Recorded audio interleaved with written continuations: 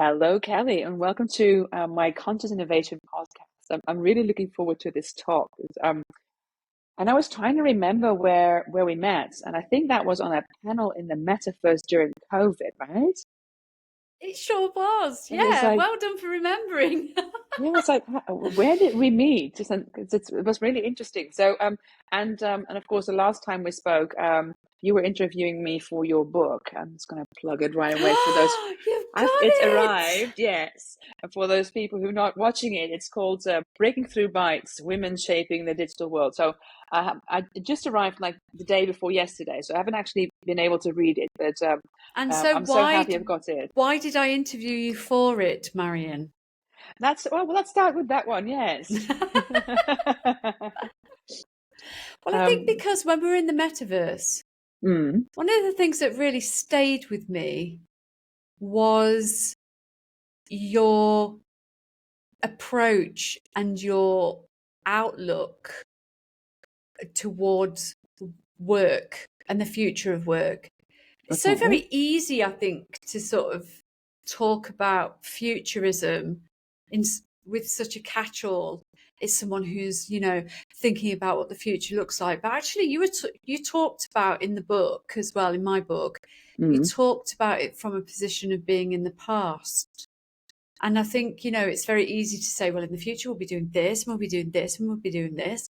But you don't mm, actually do that. And you didn't do that in the metaverse. You started talking about your experiences and how they shaped you into mm, thinking about how you could change the future, not just for yourself, but for yeah. everybody, and to advocate for everybody who isn't thinking about the future. And I Mm, think that really resonated with me because, I build things using code, you yeah. build things using thought, but you ask people to put their hope and their trust into what it is that they're creating too. I'm so glad we're recording it this time because I'm like, I can't even write it all down and I'm listening to it. Yeah, it's interesting that you're saying that because it's not really conscious, which is interesting because my podcast is about conscious innovation, and this is something I just do. But I guess you are right. It started from I think a discussion was if you don't like how things are, just change it and look at the future that the future is here now. So what do you want it to be?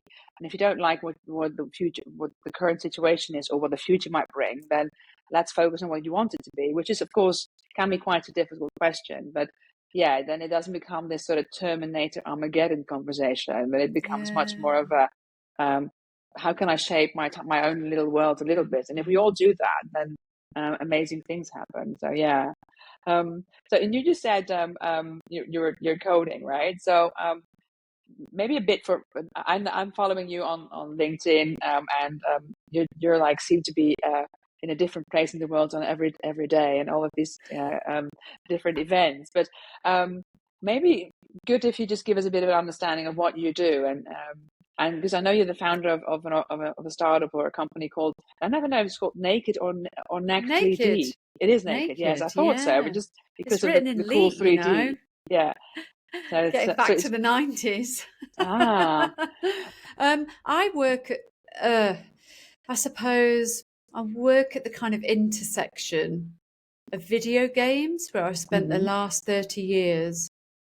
And I use game technology to do everything else. So whether it's building a school environment or creating a fashion experience or developing e-commerce, I Uh-huh. provide the game technology service to be able to do that. And my journey has been an interesting one, which you and I talked about previously, which is about being the only person. Mm. I referred to it this week in Dublin at a conference as being the only balls in a room full of cocks. Because I think, being in a male dominated environment and being told that you can't do something because you're not a certain gender or a Right. certain type or whatever just made me want to do it more. Yeah. So I stuck at it. I'm very stubborn and I just carried on with it. And here I am at the age of 52 still doing it. And it Yeah. feels great. Well, that's exactly how things need to be, right? Because yeah, I recognize that if someone tells me I can't, I'm like, well, I'm going to show you now. It becomes Yeah. a whole, it becomes a drive. Obsession. Yeah, Yeah. yeah. But I've got, well, obsession is one, but I think it's also becomes this drive and saying, well, but it might be at first just sort of proves other people wrong, but it is really just, using that as a fire to do what you want to do. So yeah. Um. So what is it the most things that you're focusing on? Is it like digital fashion or building the worlds, or what is like I do a bit of everything. So right. sometimes I get brought in to build things like virtual stores. And other times it's just to do little items that will be, instead of using photography. I mean, the days of doing, store photography and e-commerce photography are starting to die, and it's being Mm, replaced by the types of things that I do. So in Naked, for example, I take a digital object and I reproduce it into various environments, which could right. be turntables, stills, with different backdrops, etc. And Right. everything's digital. So none of it's real. It's all been created by generative AI mostly.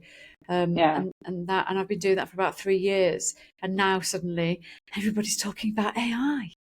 Yeah. Yeah. I know. It's a thing, isn't it? AI apparently. Yeah. Oh, apparently, Yeah. I It's didn't it's notice. yeah. That's kind of so funny because I think I've looked back and I think I got into AI about 8 years ago. I didn't. It Yeah, wasn't called. It same. wasn't called it then. I was in chatbots, and I remember trying to explain that to people that I was making chatbots, and they were like, "What's a checkbox?" No, not a checkbox. And then Box, yeah. yeah, checkbox.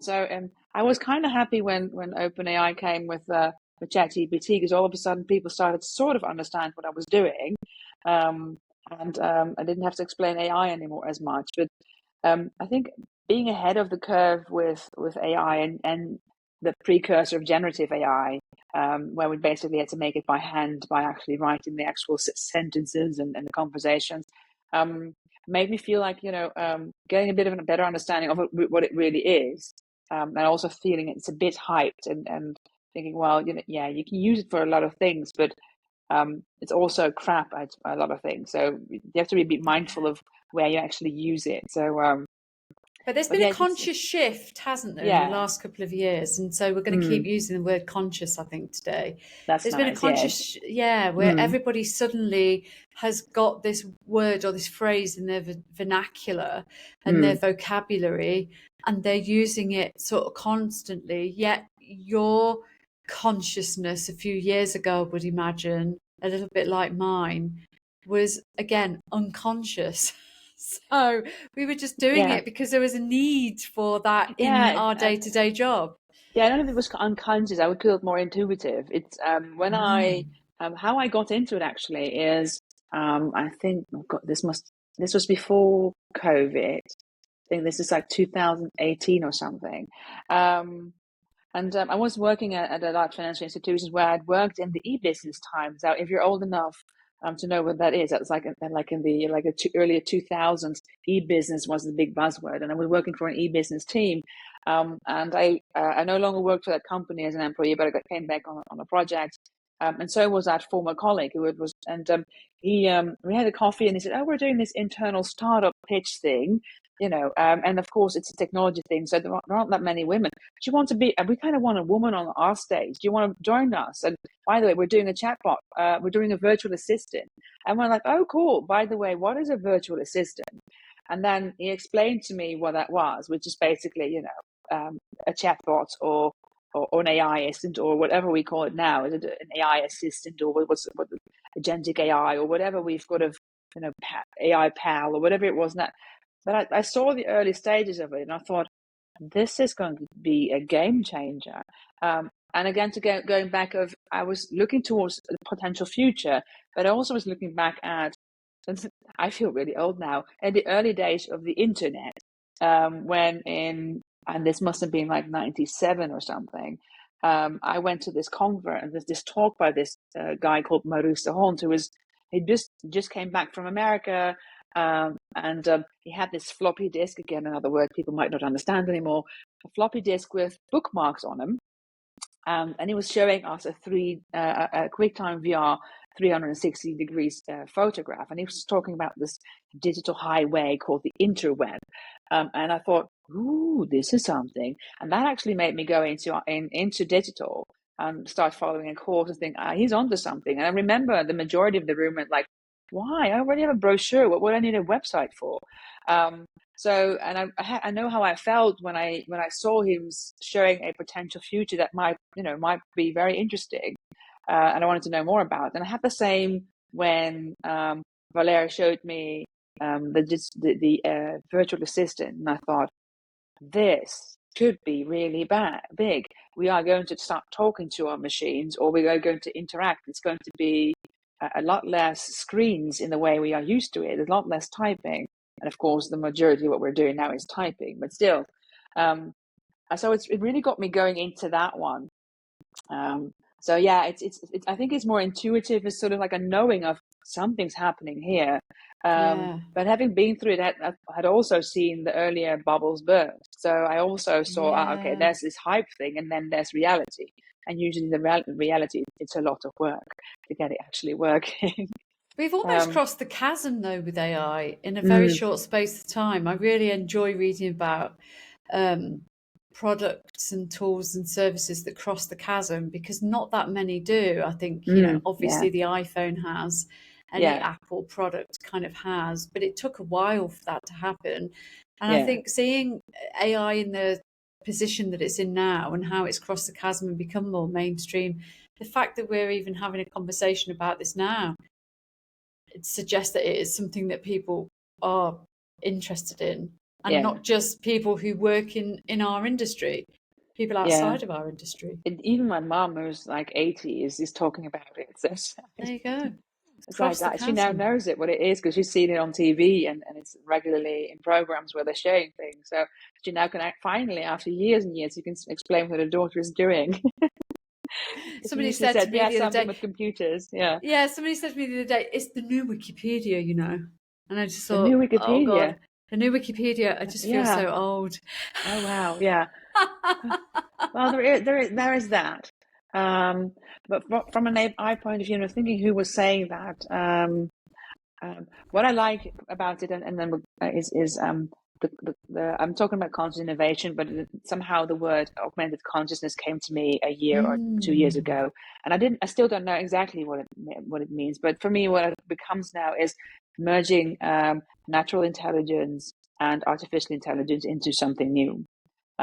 So getting your spirituality, but also just your senses of how you feel things, and bringing that with AI. So sometimes if you're really in tune with your intuition, you can just sense things, and you don't need technology for it. But the majority of us have kind of lost those senses, and AI is doing a lot of it. And I think it might have been Deepak Chopra I was seeing on Mayim Bialik's podcast series.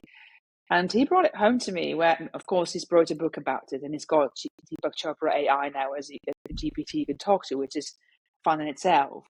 But he said, of course Deepak's got that.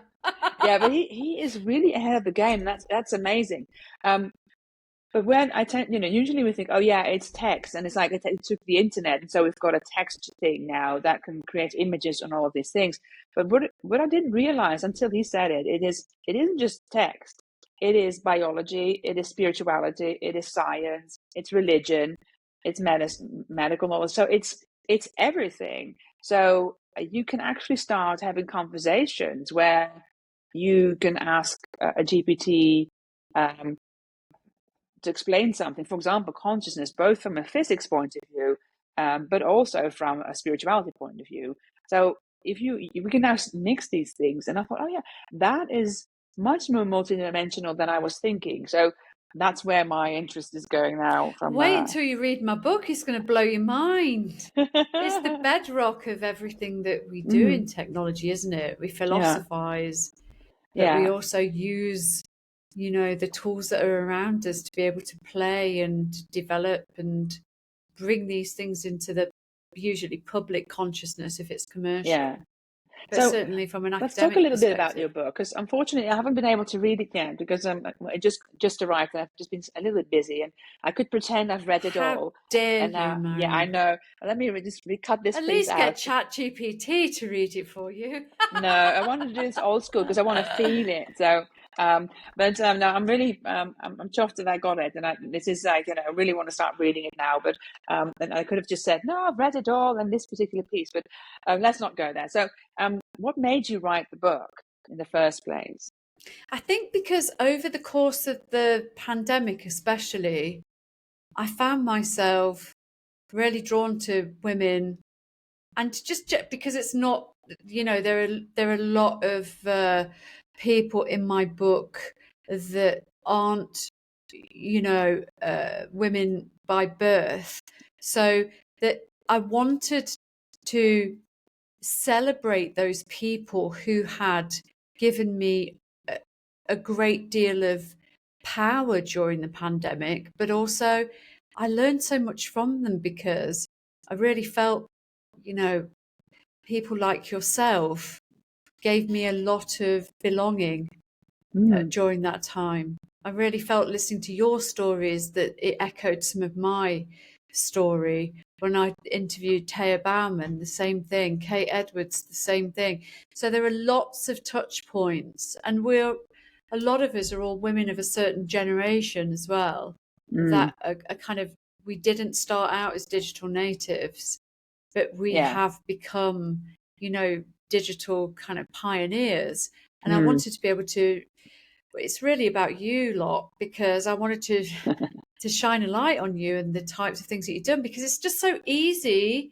And the point that I started off with was that Ada Lovelace had been dead for 150 years by the time I wrote my first line of code.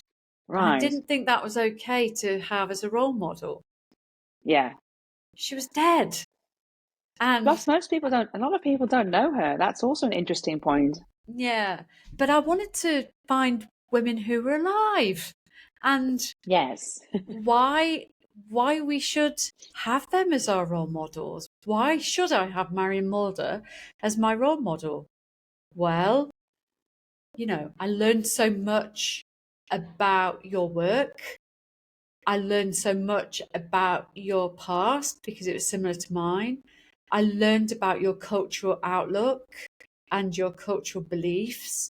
So, all these things you talked about regarding Deepak Chopra, all of these things are actually inside of you. And I Mm, wanted to scratch the surface on all of the people that I spoke to in my book, all of the women of technology, and start to not find out what these common denominators were, but really allow you to speak for yourself and show us how you do your work. Because mm, that's the only way as a role model that you can really sort of say, wow, I love what it is that Marion's doing. I want to be able to do something like that. How do I do it? And so in the book, I'm not going to give you any spoilers, but we can see how you do things like backcasting, for example, mm, and we can see, how you work and maybe what your vision is like and how you create your vision potentially from the things that you said in the interview to me, and definitely what it is that I pulled together. So there's lots of amazing women like you in the book, and you are, diametrically opposed, if you like, or connected to women who have passed away in our recent past, but also are women of technology. So I mm. start at the beginning of time with Egyptians, Phoenicians, the Islamic Golden Age. I move towards the sort of post antiquity era, more into the modern era.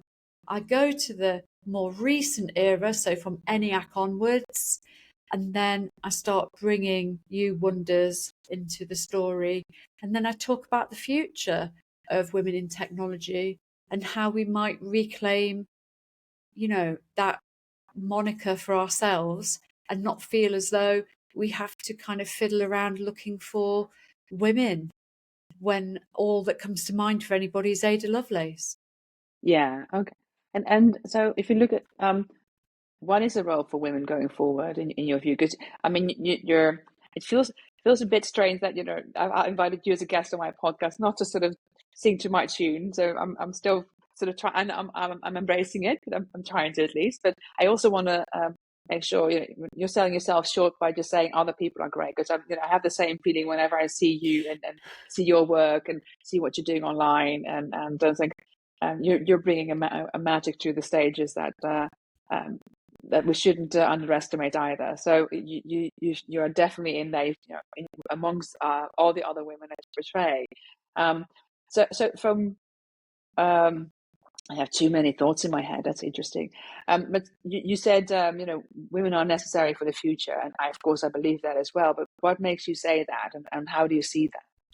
Because we are, 50% of all startups are female led, and only 2% of these startups are funded. So, women are underfunded, they're underrepresented, they're Yeah, underserved, and the future isn't going to change. There's always going to be 50% of the population yeah, that is female or, biologically born female. And so yeah, I think it's really unfair to cast us aside again. I don't want us to go back to a place where we're looking into the very distant past to try and find yeah. women who can serve our dreams or help us to be able to learn or assist us better in our day to day. And that's why, I put those breakdowns of what all of these women in the book do. And I Mm, also think we're very curious in yeah, everything that we do, culturally, philosophically, scientifically. And that curiosity has to continue. And if we're not telling the stories of women who have come before us, there is no curiosity for us to be able to go and seek. yeah. Well, absolutely. Mic drop. Okay, we can end the conversation there, Marion. No, we just started. No, We it have. is really important. And actually, I was at a diversity conference yesterday. I was actually hosting it, but that's a side note. And I'm also, so it was more about LGBTIQ plus diversity, but of course then gender diversity comes up as well. And I've been in diversity from on and off, as actually working in it as a profession versus it's just part of my life, Yeah. for almost 20 years now. And I don't see much progress Mm. necessarily. I'm seeing a lot of the same um, things being mentioned. So how do you think we should, can we fix that? Because clearly you've interviewed people and you have an opinion about that. So what do we Yeah. need to change, or what do we need to do as women to be more conscious about it, to use that word again? Well, I mean, what you were doing yesterday, I was doing something different in Ireland. I was doing a women in technology conference, Mm, and there were 300 women in the room that all wow. had technology startups, and there were a further 200 women that beamed in. And what I took away from that experience was one of the great things that especially women do is be together. They support each other, they Yeah. lift one another. And I think the more that we support one another, I always like to laugh at women who sort of say, we did this as part of a team. When actually, women are always the ones that are sitting there till whatever o'clock, coding alone in a silo and Mm, doing things alone and then delivering. And then we say, yes, it was part of a team. We're very yeah. sort of humble about what it is that we do. And I want women leaders to sort of come forward and say, stop making it about this person over here or that person there. Start talking about what you've done, who you are. Reclaim Right. your position, reclaim and own your Yeah. abilities.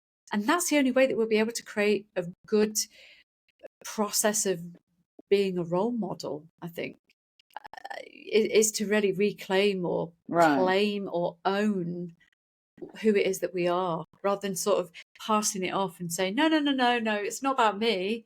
It's about all of those people over there. Right. Well, yeah, yeah, or a balance of the two, right? So I do think Yeah, it's important that balance you is claim, important. your own sort of contribution and not sort of shove that under the carpet. But I think there is a beauty in saying we've done this together. It's not about me, so it's not about the ego per se, but it's about the Absolutely. results you want to Oh, achieve. So, yeah, but no, there is a balance, of course, I because that's didn't mean it in an ego way, yeah, no. But what I meant yeah. was women can become hidden really easily. They Yeah, can that's true. hide. It's easy for us to Yeah, just disappear. And if we do disappear, we disappear from history. Now, yeah. if reports are to be believed, that's exactly what's happening in the current DEI situation in the US, where women Yeah, who have achieved great things at NASA, you know, etc., are being taken out of the history books once more. And we can't let yeah. that happen. No, I'm with you, especially in that day and age of AI and specifically large language models because they're trained on the internet, and if that information isn't there, it doesn't exist. Um, and I think we both know AI is biased, and you want to correct that, but those are the corrections in the wrong direction. So yeah, we do need to somehow find ways then to put that information out there and make sure that is part of the language models and the answers that people get to when you're asking for, or just if you just without prompting properly, or not so much properly, but explicitly, when you say show me an image or create an image for me of a startup founder, it is no longer a dude in a hoodie. So that, and then when you say female founder, it doesn't it gives you the stereotype of an Instagram girl. So it is making sure that we create content and that is part of the training models and of that world. But for me, that's part of content innovation also, by the way, is to be aware of that and think, how can we then course correct that by putting extra information in there? And you mentioned Wikipedia, but that's part of the sources, and a lot of women aren't actually mentioned in Wikipedia. So we do still need Wikipedia pages of women and their achievements and tell those stories. So I'm really with you on that one. Yeah. I'm horrified by it as well because I think that, gender politics are really important to this current kind of purge of people who have achieved great things. It's almost Yeah. as though we want to, or not us, certain administrations want to forget that some of these things were created by fantastic women, fantastic gay women, men, people of different gender, people who have different lifestyle choices should Yeah. not dictate what they are capable of building. Yeah. And I'm horrified by that. And this is, Yeah. again, one of the things that I wanted to make sure that I was very clear about inside my book. So you don't know this, but when I was on stage yesterday, I talked about all of the women that were in my book. Oh, And when we really? got to you, yeah, there was quite a lot of woo in the audience. Okay. Because I talked about how you tirelessly fought for rights in the workplace and for them being able to be recognized in the workplace for all of the things that they are, from their gender through to their sexuality, and that it Yeah. shouldn't that it shouldn't decide on whether they're going to be successful or not at work or in their Yeah. careers. There was a lot of cheers from the audience about Oh, Marion Mulder. So there you oh. go. They'll all be excitedly reading the chapter Oh, on you. nice. Oh, yeah. Oh, well, we should definitely send them this link about our conversation then also, and get Absolutely. them all in touch. Yeah, because of course, I like you celebrating it, but it for me, it is about the cause and making sure that we are seen and for me, yesterday one of the questions in the conference I asked, because I was asked, that's great if you're doing panels, you get to ask the question, you can steer the conversation. It's good, isn't it? And that's actually one of the roles I now claim, because having that microphone in your hand actually makes you very powerful. Oh, yeah. But I did ask them, so what does it you do to empower the community, but also what does it you do to fix the system? Because the last thing you want is very empowered women in a system that doesn't want them. Because that's then you get frustrated, and you also know why it is. That's even worse than not being conscious of the situation. Yeah. Right? If you're just in a system and it's like that's just how it is, but once you become conscious of this isn't right, and then the system isn't fixed, that I think is the worst thing. So we really need to fix the system. But from that, I think it's also we're looking a lot at America about people who want to somehow create a new version of the old paradigm, and that one's about to burst. And a lot of people are scared of it, but I'm actually thinking there's a lot of stuff happening on the emerging side that is much more hopeful. So I also do want to have conversations about hope, especially, and also when it comes to technology. A lot of it at the moment about AI is about losing jobs. It's about how difficult it is, and everything that it adds to the fear, and that actually fits really well into the whole discussion of the sort of right-wing people who want to go back to a version of the 1950s, which is just about power, and the few people having the power, and the rest is just sort of, I don't know what the word is in English, but sort of dumb folks doing what they want. You don't want, that's not what we want. So we really have to have a conversation about hope, and from a futurism point of view, create the future we want it to be. So I think it's amazing that that there are 50% of the startups apparently founded by women. That's not a statistic you hear much. It's usually we can't, there aren't any female founders. You go, well, They are. and They're that just not getting funded, so they don't yeah, see the light of day. But I think to your point about things going back in time to the old paradigm, I don't think this is a bad thing, actually. And it's probably a controversial point, because let I'm them do curious what it now. is that they want to do. Yeah, I think what it is that we're doing is this kind of old paradigm is giving people the opportunity to democratize their approach to how they succeed. And right, so all the tools are there. We've got the internet now, we've got AI now. And yeah, so now we've got to have more of a democratized approach. And even though all those big lawmakers are at the top of the administration looking down on us, being, male, even some of the females that are in that administration are being male. It's yeah, very toxic. It's yeah, the language is unfavorable completely. But I think yeah, what it allows us to do as a little people is start to create more powerful and louder organizations. You yeah, can't compete with millions of people that are doing things together, yeah, but they're doing it in their own way. You can't compete with that. It doesn't matter if there's 100, 200, 300 people at the top of a society that are so-called leaders. I've been to places recently like South Korea, etc. They don't even know what's going on in the rest of the world. They only know what's going on in South Korea, because huh, that's what they care about. They want to support their people. And yeah, though a world outlook is important, it's not the be all and end all, because yeah, together the people can make change. The people decide. And that whole, movement in the US about we'll democratize everything, that's great for people like us, because with that, we can create really great democratized tools, open source, so that we can close that poverty yeah. gap, we can close that digital gap.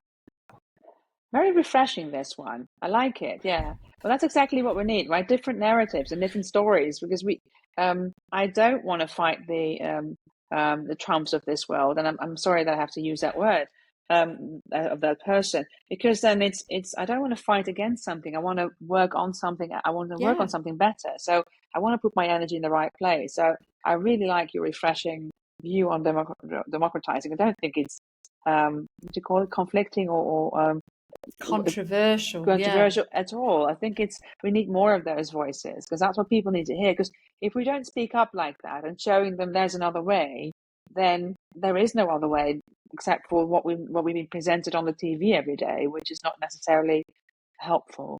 So there's a couple of questions I also wrote down. I thought it'd be interesting to sort of learn from you also. I looked at your website, and it mentioned things like digital twins. Is that something you actively involved in? And maybe before we go into that I've seen there's different versions of what people call digital twin. So um, do you still do something with it, or is that something that's Absolutely, yeah. and what I kind of mean, digital twin are we talking about in your case? every type of digital twin, from industrial to creative. I started Right. off working, more recently in digital twins around about sort of 7 years ago, and, helping to formulate industrial simulation, which Mm-hmm. in and of itself is a digital twin for Right. companies from Siemens, and engineering companies like ABB. And more recently, during the last kind of 5 years, I've focused some of my attention on creating individual digital twins. So more of these, composite elements that you might see either in video games that also exist as physical properties, digital twins are usually just a digital version of what you see in real life. Right. And these physical constructs can be created as simply and as quickly these days as digital assets. And And so then these do digital you twins are something. then mean it like an avatar of yourself, or is this? Well, not just like an avatar. So avatars Mm, are a part of this yeah. simulated experience, but everything from a tea chest to or a sofa for IKEA, all the way Right. to an avatar that's modeling on a catwalk in Paris. Right. These things I'm sort of pretty involved in, but also I've done a lot of industrial stuff. So doing VR simulations for health and safety, or Yes. for creating, I've created a few bits and pieces for some engineering companies for measurements and tools inside dangerous, hazardous chemical environments, for example, where Right. you can't Yes. actually just walk into. Yeah. So That'd be. Yeah. yeah, that'd be helpful. So my skin doesn't fall off. Um, Yeah. but yeah, I mean, digital twins cover a vast amount of assets, I suppose. They're not just about creating avatars. I am quite interested in the avatar though, because I think it is a a double-edged sword, I think, in terms of Mm, what it can bring to a conversation. And this is what we talked about a few years ago, I think, at the metaverse event. We were talking about the role of the avatar, right. um, even as far Yeah. back as that event that you and I met Mm, at. We were on a panel about it. We talked yeah. about data and privacy, didn't we? I think And so. we Yes. also talked about the ability to escape and be something else through an Yeah. avatar. That kind of I remember most of it is the option that you are not an actual twin of yourself, but you create a version of yourself that you want to portray, or you feel is comfortable, whether An that is element of a your diff personality, yeah. yeah, or just want to see what it looks like if I enter the world as a male, or a different age, or as a Which is what unicorn, you whatever talked that's. about. Yeah, Yeah. that's what you talked about, I remember. You can't remember, Mm, I remember every word. that's amazing. Yeah. I'm glad you're my external memory then, Kelly. Yeah. Yeah. I But yeah, think for I'm pretty me, interested yeah, in digital twins in that yeah. way, because I think that they play a significant role in our future. Hmm. Yeah, that's interesting. And the other day I was, a couple of weeks, months ago, I was asked again to do a presentation about digital afterlife. So that sort of dusted it up for me again. And Wow. this whole concept of digital twins. So it's like, we have all of this digital footprint already, and once we pass on from with these bodies, do you then live on digitally, and what's the impact of it? So and it was from very practical, as in, do you want to keep your Facebook stuff, as in, that's still there, so that's a digital twin that other people then have control over, versus creating something, and then people who are really focused on creating that digital version of themselves for posterity, I think the right word is. I always get Yeah, confused. A yeah, few for yeah. So that children or other people can interact with a digital version or Leave a an AI version legacy of of them yourself, in the yeah. future. Yeah. So I found that really interesting, as a question to. I wrote about it in my first book because you and I, Marion, are going to go through we're going to be digital retirees. We're going to go Mm, through the whole pension system and all of this digitally. And I wanted to think about, how are we going to survive this? And if we're not going to survive, how will we die in digital? So you and I are on the same so you need to explain that a bit more. clinical How pathway. are we going to retire digitally? What do you mean by Yeah. that? Yeah. But So at the moment, when people retire, they draw their pension, they're sent a yes, check, it's put into their bank account. But I imagine that because the birth rate is declining, there are less people, obviously, on the planet who are future taxpayers to help us to oh be able yes, to realize our right, digital retirement. But will we be going to the doctor's surgery to go and get some help for our knees? Or will we be having more telehealth appointments? Will we be right, doing fitness in a gym? Or yeah, yeah, will we be doing fitness on a Nintendo Wii? Will we yeah, yeah. be drawing down our pension through the usual ways, or will we be doing it in an app? the likelihood Mm. is we'll be doing all of those things, and we will be the first pensionable digital natives. So Yeah, we'll be trying true. out all these cool new things that in the Yeah, future, the next generation, the millennials, will find, natural. It will be yeah, very unnatural for us, but somehow, because we started our lives analog and moved to yeah, digital, we'll be able to continue that digital pathway, I think, towards yeah, death.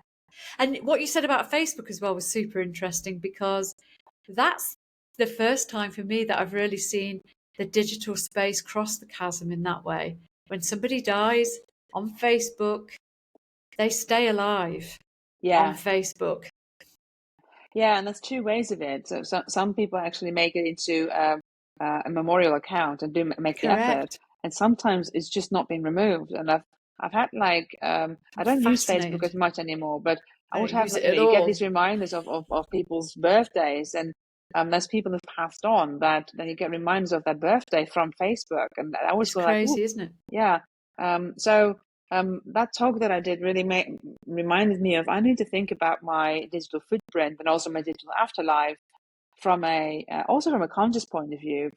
And it's also again an interesting one from um, all of that data. Are we keeping that, and what does that do from all of that data that's just accumulating that needs to be stored somewhere, and the amount of data space that we need, and how much that then is actually needing to have energy and water consumption, especially with the large language models now that they use so much. Just how are we going to manage that from an ecology point of view, going forward with everything else? So gave a lot of extra questions that I think most people don't think about. They just they might just consider: do we keep our Facebook account or not, or do I write my Facebook login details on a piece of paper and put it in a drawer for whenever I pass on someone to find it. And it's interesting because I was really engaged in those thoughts, and I thought I need to do something about it. And then life went on, and I completely forgot about it again. So we're also not most of us aren't conscious about our own choices, but someone else then has to make those choices about us. And so I find that also quite intriguing I'm to fascinated by it, I have to say. I'm like you, I'm really curious yeah. because really, I'm really looking forward to digital retirement and then the digital afterlife, because I believe that it's going to be so much fun. But also, the things that you talked about, which are the constraints with which we live in, Mm. are really important as well. I mean, data centers are only going to become more hot if they're not hot already. In our country, in Switzerland, where I live, there's a data center just up the road whose heat powers an entire community. So the heat that data center gives Ah, off powers a community, which is it's fantastic. actually used for good. And that's Yeah, interesting. yeah. Yes. So tech can Ah, be used for good, but yeah. then you've got the antithesis of that, which is Space Jam's website, which was created in 1997. That original website is still up and running. It's still going. People can still log into that website. And Right. it looks horrendous and horrible, Yeah. but somehow it's still there. And someone's been paying for that server cost, that Yeah. hosting for the whole time. So it's not only wasteful financially, but it's digital waste. Digital Yeah. waste fascinates me. Yeah. We should have Digital another talk landfill. about digital. Maybe we should do a panel or something. But having a conversation about digital waste, I think, is something definitely to talk about because, Yeah, it's again, it's one of those incredible. topics. We're a bit early at the party, I guess. But then again, I'm sure there's an expert in the field Well, that's I been mean, on it you for and I have 20 always been years. early to the Yeah. party, Marion, haven't we? Yeah. So what do you call it? Digital waste? No, we call it digital trash. No, what was the word again? Digital Digital waste, yeah. waste. Yeah. Digital waste. We should definitely have a conversation about that. Ah, wow. This one, I love that it's going in all sorts of directions, and how our minds are sort of similar in these conversations. Because Mm. sometimes I start these conversations with people, and then that just sort of fall on flat ears. But this is very stimulating. So another thing that I wrote down on my things just to scratch a surface on. I mean, we could have a whole episode on digital twins and digital waste. So I'm sure we'll be calling again. But I remember also from, I think it was that, it might have been the metaverse or some other place where I saw you. You had, I think, an NFT behind you, or an artwork that was an NFT. Is Yeah. that correct? Because I'm not going to say I'm disappointed that I'm seeing curtains behind you now and not like your artwork, but I was kind of curious about, that line of your work and thoughts. Only on Zoom usually because it kind Okay. of lives on Zoom. But I think, but I think one of the things that I love about the NFT is the versatility of it, and it carries like so many. It carries all of our memories, isn't it? It's a bit like a digital journal, I suppose, in that sense, without us even having to speak, because it produces a smart contract of everywhere it's been. It's Right. a record of the past. And so when I got that NFT in 2021, every conversation that I've had since, it's added, another piece of its legacy to the smart contract, which is a Oh, super okay. use case for an NFT, really. I think we are so Right. afraid of NFTs because we don't understand Yeah. what the use case is for Yeah. NFTs, but they do so much more than just be a JPEG. They give us Right. quite a lot if we ask them to. But I think we haven't done that. We've just really treated No. NFTs as though they're a, quick cash creator, making people rich by buying a $60 million Beeple or whatever it was. Mm. Um, and I think that really does give an NFT quite a disservice because Right. NFTs are a record that we can carry on with us. They're the ticket stub from that amazing concert we went to Yeah. that time, or that festival that we went to. That when we go into, I don't know about you, I don't hoard paper. I don't keep, journals and things. I keep everything online. I Right. store everything. Probably sounds saying it out loud to not be the safest thing ever, but I scan everything. I keep it in my own private NAS. I've got one of Right. those sort of private servers. And what it allows me to do is minimize all of that baggage. That Right. baggage Yeah. can be digitized so easily, and Yeah. NFTs can really serve that purpose. So what you're saying is, so if I understand correctly, so this NFT, and for the people who haven't got a clue what it is, that's basically it's an image, or basically, yeah, an image, or you call it a JPEG, um, with a smart contract behind it. And you said it lives in Zoom, so does it record every Zoom call? Is that what you're saying? Yeah, it Or knows. It doesn't record it, but it okay. records the timestamp. Yeah. Right. So, okay. So, if you're looking from a map, where have I been through the years without the actual conversation? That does it records that, but not the actual conversation.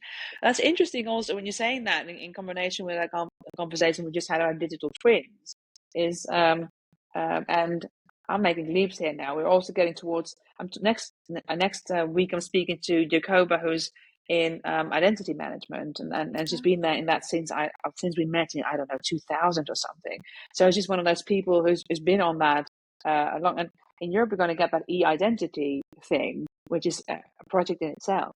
But it seems like an NFT could play a smart role or something in that space as well. But I'm curious if people actually thought to make these connections. I'm sure there's a startup somewhere done it, but otherwise we need to call offline and have a conversation. I think It's you're right, though. curious, yeah. I think that democratization piece that I talked about earlier is quite interesting because as we travel through time's arrow, things become obsolete. And so that's how we end up hoarding them. Mm, But things don't have to be obsolete if we're digitizing them. We can yeah, keep these things alive. And yeah, that includes our own identity, right? So we yeah, can keep a record of everything that we did in our whole lives in an NFT if we wish to, like some form of record of existence, yeah. rather than just an identity document. And then it just, bumps up to the blockchain Yeah, available for us to draw that information down whenever we need it. yeah. That's really interesting. And then, of course, that comes all with all of the, can we trust the digital spaces, and can it be hacked, and identity theft? But We can that's when, trust blockchain. We yeah, can, because yeah, blockchain is it's an extant thing. It Mm. isn't branded. It is Yeah. a construct, so we can trust it. Yeah, I hear what you're saying, and I'm with you. It's I think why I'm being a bit hesitant is I haven't having these conversations at the central bank where I was yesterday. We're doing a diversity conference with people from various central banks in Europe. So I talked about diversity on stage, but offline in the breaks. I ended up talking about these kind of things with people who are from the financial world who aren't necessarily fully trusting blockchain yet. So, but this was someone who was, I think, in fraud detection. So they've seen the worst of the worst, and so Yeah. they're a bit more skeptical. But it's interesting to see how we have these conversations and what that sparks and where that can go. Yeah. So from that point of view, I'm seeing some people think, with everything going on in the world right now, with climate change and AI, a lot of people are scared and are worried about the future. I'm just super excited about it. I mean, Me too. I see the war zone parts of it, of the scores as well, but I choose to actually focus on, well, the conversations we are having now and thinking there is so much we can create, and so much good we can do and so much we can learn and explore um, and with consciousness. And again, I'm following some people like Deepak Chopra and others who are also teaching us about growing intuition. So the natural intelligence. So if that can keep up to par with our artificial intelligence going hand in hand together, the next 20, 30 years are going to be amazing. Not for everyone, but if you're open to it, it can be. So that's gets me excited. So I'm I seeing worked with with a company yesterday at this event that I was at called Cadabra, and they have got a leadership GPT in your pocket. So everything that if you wanted to, instead of paying thousands and thousands of dollars or euros to go to a workshop to learn about leadership, instead they've built a kind of Wharton School approved mhm, leadership product, and right, then they've created it as a standalone LLM or GPT, and it's become an agent called Maya, and Maya simply drives the conversation for you. So if you sort of say, I'm in a situation at work, this person's doing this, and I've got to do that. How do I respond? What do I do? It's something that you can run from your desktop. I thought that yeah, was kind of really great because yeah, if you're a good leader, you should never stop thinking about the future. You should never stop wanting to improve. You should never stop being conscious of what impact you're making on the business, yeah, whether it's on the bottom line or whether it's culturally. And it was really fascinating to me to hear Kadabra talk about Maya and how they built this wonderful kind of, not assistant, but someone who's on your career journey with you, that understands your pathway, that wants you to be successful and is helping you to develop your leadership style. I thought that was yeah, great. yeah. That's amazing. More of Yeah. that, please. Yeah, and they're to me are not, they're not like the large language models, but they're more like RAGs, right? Like the retrieval augmented generation versions of it. So where you just take a very specific set of knowledge and you train it on that, and then you start interacting with it and getting really good stuff out of it. I think that's going to be, yeah, we're going to see a lot more of that. I'm seeing we're getting towards our end of our conversation already. I can't Oh believe the time has no, flown. So Marion. I kind of prepared Why like does this sort this of, always happen? I know. Well, that's a good sign, right? So, which means Yeah. at least this time we won't say, "Oh, we should have recorded this one." Because we're doing that. Just to close off for today, I think the closing question I have for you is like, we've discussed so many things already, but what is lurking for you on the horizon? For your work or for you personally, like a trend or something that's emerging that really catches your attention, besides everything we already Yes. talked on. Like, it's ridiculous what I'm about to say after Oh, all of go the on then. deep stuff that we just talked about. But I can tell you that in the 25 years plus 30 years coming up for that you and I have been working in internet and all of this kind of stuff, that traditional style of e-commerce is finally dead. That's what's Okay. on the horizon, and I'm Traditional excited. style of e-commerce is finally dead. You know, that Amazon or, you know, whatever style of buying things lazily and blah, blah, blah. It's really coming to an end now. It's great Interesting. to see the death of this, because I've always hated looking at a series of photographs and windows and having to decide what it is that I want to do from just looking at those windows. Like, what was the point in doing that? I could have just walked into a store and held things and looked at things from a different angle and tried things on and see whether it suits me and blah, Yeah. blah. And I can say with a great deal of conviction that I think that that horrid e-commerce model is going to be replaced with something that's more digitally focused. So Right. less Yeah. about internet and more about a digital future where we are front and center of the experience. Yeah. That's a interesting thing to end up. And um, I'm wondering if I should ask this question or say this thing because we might open a whole new conversation. Because for me, e-commerce has always been like a challenging concept. Working in digital, you end up often in e-commerce, and I never wanted to sort of improve funnels to sell more shit. To sort of put it bluntly. So for me, e-commerce is a field I don't want to work in. At least, you know, not if it's about um, feeding this whole consumerism thing. So when you're saying the traditional e-commerce is dead, is that also the end of selling you things you don't need, or is Yes. that okay?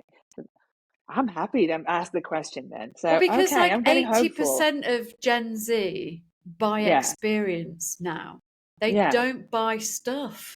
Mm, And we don't know how to circle that square or square that circle. So instead, what we do is we're fighting constantly to try and find ways to make people buy more shit because of that. But the problem is that Gen Z and Gen Alpha, they don't want that anymore.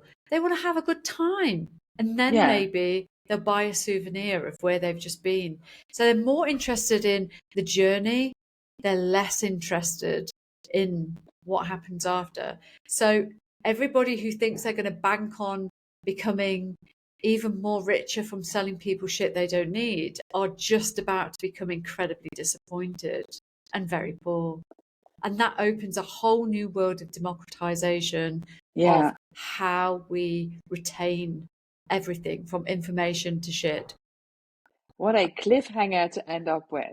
Da So, da da! And it didn't start mic a whole drop. new Yes. conversation, did it? We I managed know to that's get what we in on got. time. It's definitely a cliffhanger for a next episode. So I'm hearing at least two episodes. One on digital twins. One on afterlife and Digital including afterlife waste, yeah, days and and afterlife. afterlife.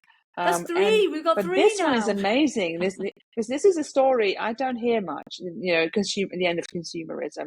What I see mostly is in Amsterdam where I live. It's people going and buying TikTok experiences and get with like a 300-meter line for a chip shop because it's on TikTok. So to me, that's sort of showing me the side of the selling more shit. But But that in and of itself is an experience, of course. true, So we yes, have to have a further conversation about that, yes. don't we? So we should definitely do that. So Kelly, thank you so much for having Oh another no, thank you. fantastic You are conversation. my favourite futurist. Oh, yeah, You really are the greatest. I'm so glad that you're doing this series as well, because it gives us all an opportunity to not only learn from you, but also learn from each other. And yeah. all of us can be conscious on the journey with you. So thank you very much for having me. Yeah, and that's exactly what I'm trying to do is I'm making this series because I'm exploring things, not because I'm expecting like I'm becoming an Instagram influencer or something, but mostly because I want to talk to people like you and like other people in conversations like we're having now, and all of this nerdy stuff that that makes sense to us, scratching surfaces, and it really challenges my thinking. So I've learned quite a number of new hooks today that I want to explore further when it comes to conscious innovation. So at the end of of e-commerce, dealing with digital waste. How do you set up your digital future or afterlife? It's all about making conscious choices about what is it you want it to be. How do we choose these things, and rather than it just happening? Well, it brings it back to my slogan: "The future's here. What do you want it to be?" So yeah, we'll be talking. Mic drop. Thank you.